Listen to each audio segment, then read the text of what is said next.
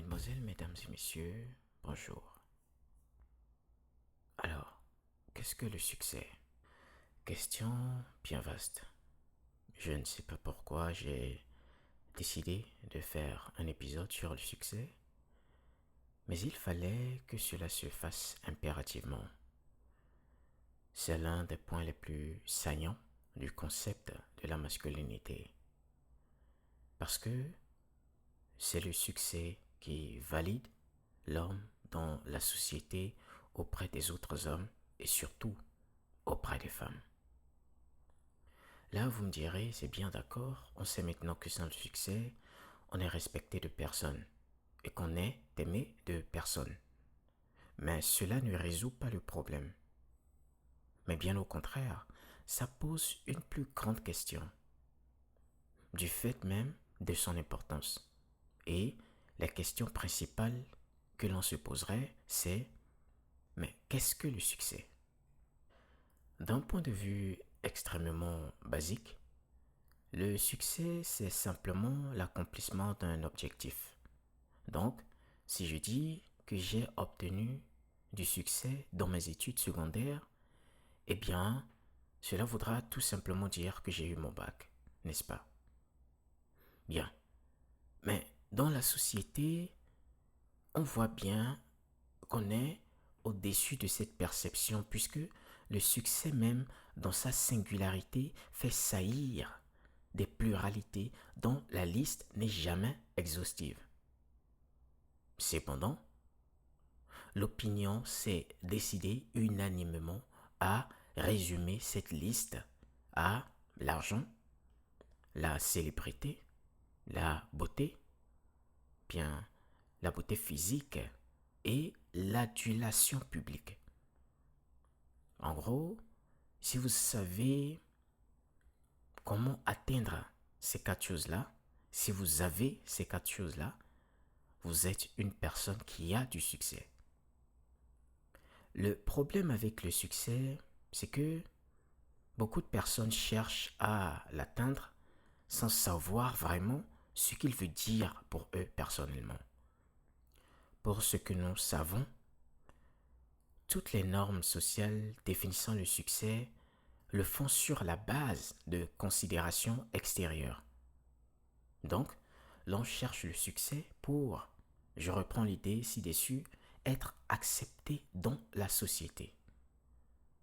Mais si on doit se baser sur ces critères-là pour définir le succès, n'est-il pas important de se demander au moins pourquoi l'on veut le succès?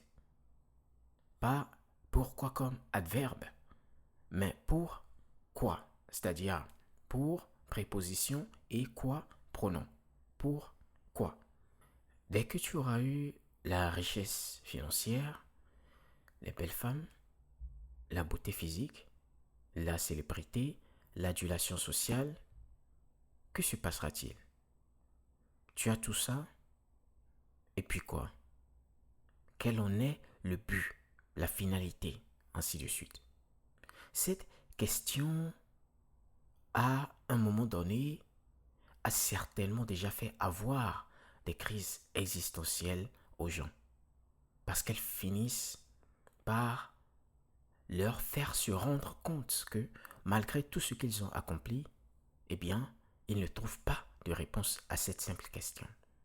Bien sûr, vous allez me dire que vous avez une réponse à cette question, croyant que cela vous vaccine de la question profonde. Mais quelle serait votre réponse? Vous diriez sûrement, pour être respecté, pour pour pouvoir faire ce que je veux, pour être heureux, pour avoir l'admiration des gens, l'admiration des miens, et pour avoir l'amour des femmes, etc. Le problème avec cette réponse est que vous aurez beau citer toutes ces choses-là, hein, il n'en demeure pas moins que vous n'avez pas répondu à la question.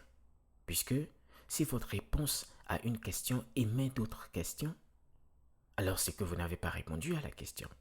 Puisqu'à ce moment, ça veut dire que même si votre réponse est logique pour les uns, elle est confuse pour les autres. Et ça, eh bien, ça ne marche pas pour la plus grande masse. Et c'est là que nous commençons à nous casser les pieds sur cette grosse pierre. Voyez-vous, tous les prétextes que nous avons cités plus tôt, l'admiration des femmes et des pères, faire tout ce que l'on veut, être respecté, être heureux, etc. Aucune de ces choses n'est exclusivement relative au soi propre. Si nous émiettons les choses, il faudra bien qu'on se demande, faire ce que l'on veut, en quoi est-ce conditionné par le succès? Être respecté, mais par qui et pourquoi? Être heureux, mais depuis quand est-ce que le bonheur est-il conditionné par le succès? Avoir l'admiration des femmes et des pères, ça, à la rigueur, on peut le comprendre. Mais il y aura toujours la question, pourquoi veut-on avoir l'admiration des femmes et des pères? Et là, surprise, on se rend compte qu'on n'est pas au bout du rouleau, puisque ce que nous croyons être une réponse simple vient d'ériger des milliers de questions. Et ces questions aussi vont faire intervenir d'autres questions et il n'y aura pas de fin. Commençons déjà par voir ces choses par rapport auxquelles l'on juge le succès. On va estimer leur utilité par rapport au succès et déterminer ensuite si elles sont juste des apports au succès ou si elles sont primordiales au succès. Puisque, rappelons-le, nous l'avons dit plus tôt, le succès simplement c'est l'accomplissement d'un but, d'un objectif.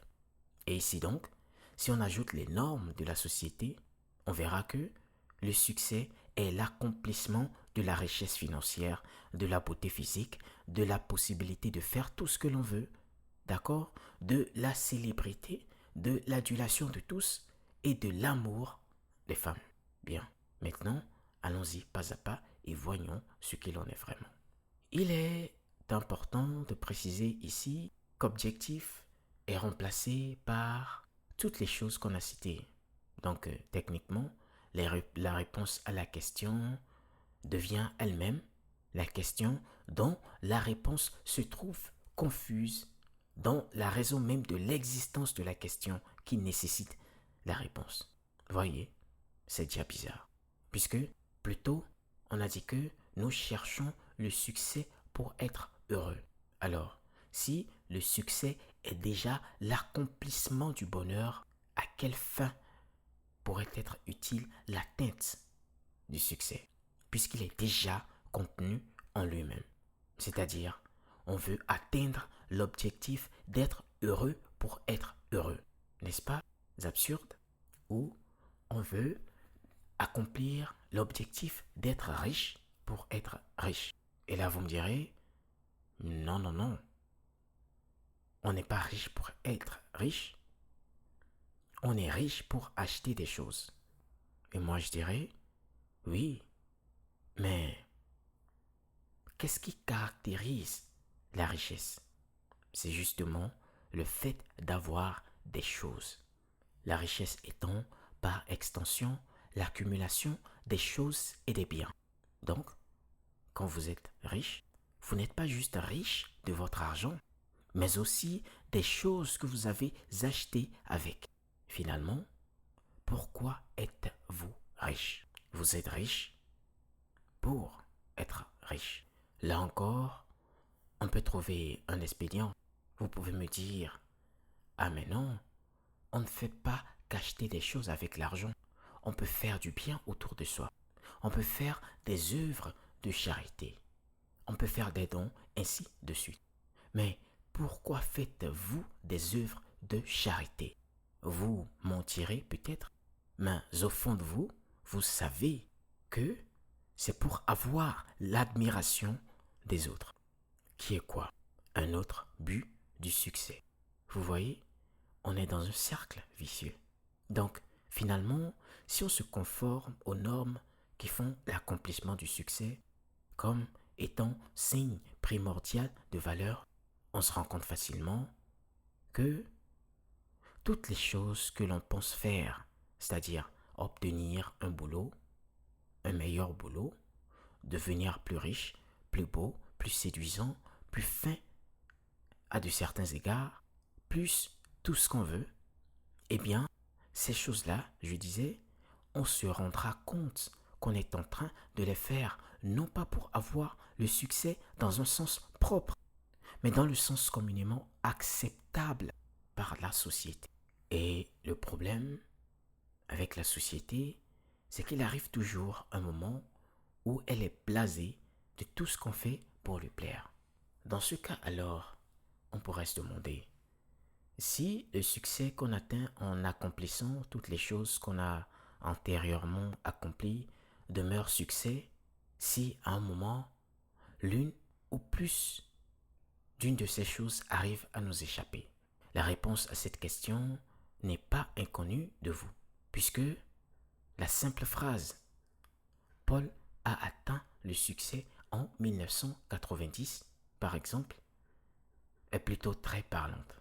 En gros, cela démontre bien que le succès ne peut pas être une chose continue, ou tout au moins que son pic ne peut pas être continu, puisqu'en réalité, le pic du succès n'est connu que quand le déclin commence.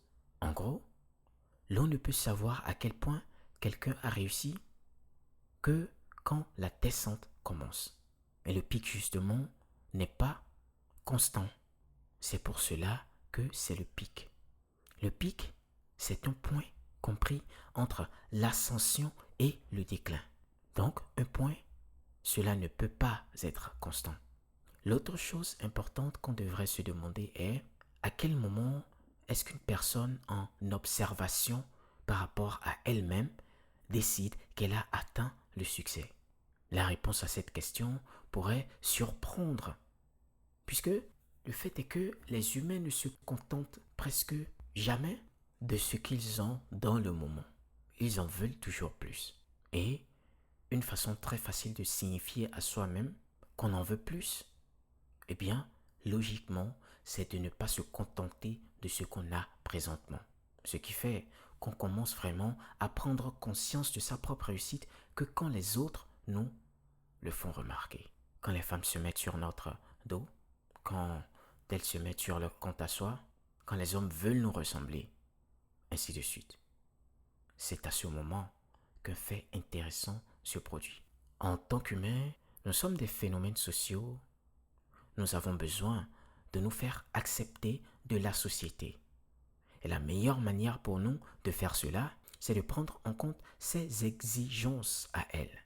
Et donc, d'accomplir le succès. Mais une fois que le succès a été atteint vis-à-vis de la société, la plupart des gens commencent à se poser d'autres questions. Ils sentent du mal-être et des besoins qui vont au-delà de tout ce qu'ils possèdent, tout ce qu'ils ont adulé jusque-là. Les femmes deviennent fades, l'argent devient insignifiant et peu à peu, on sombre dans une dépression nerveuse. Ou pire encore, on commence à développer des envies et des besoins contre nature. Je m'explique.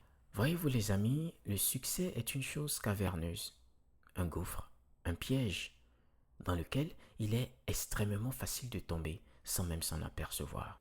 Quand on arrive à une certaine étape où il est sauf de dire qu'on a accompli le succès, surtout quand c'est soudain, il est très fréquent que l'on se perde et que l'on devienne confus. La première chose qu'on perd, c'est le sens des réalités. Parce que la facilité de faire certaines choses vous sépare de la difficulté que les autres éprouvent à faire ces choses-là. Et cela vous sépare de la valeur que vous devez accorder à ces choses. Plus votre succès grandit, moins les choses autour de vous ont de valeur. Parce que justement, vous fournissez moins d'efforts pour les avoir.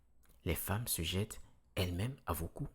L'argent semble n'entendre que vos ordres. Et il y a toujours dans votre entourage quelqu'un qui se fait tout petit et est prêt à vous rendre le moindre service avant même que vous demandiez. Alors, petit à petit, vous indulgez dans ces choses sans vous en rendre compte. Et puisque vous perdez le sens des réalités, et par ricochet, le sens des valeurs, vous perdez aussi le sens des plaisirs. Les choses qui devraient représenter des plaisirs pour vous deviennent de la normalité. Là, vous commencez à chercher d'autres plaisirs. Parce que, naturellement, l'humain ne peut pas vivre sans plaisir. Mais le problème avec vos plaisirs à vous, c'est que pour les gens normaux qui vivent encore dans la réalité que vous avez perdue, vos plaisirs à vous, disais-je, deviennent des abominations. Les filles qui ont votre âge, vous trouvez qu'elles ne sont plus très sexy. Parce que justement, vous avez couché avec la plupart d'entre elles. Maintenant, ce qui vous attire, c'est des filles plus jeunes et puis plus modelées. Il y a cette petite sur Insta que vous visez.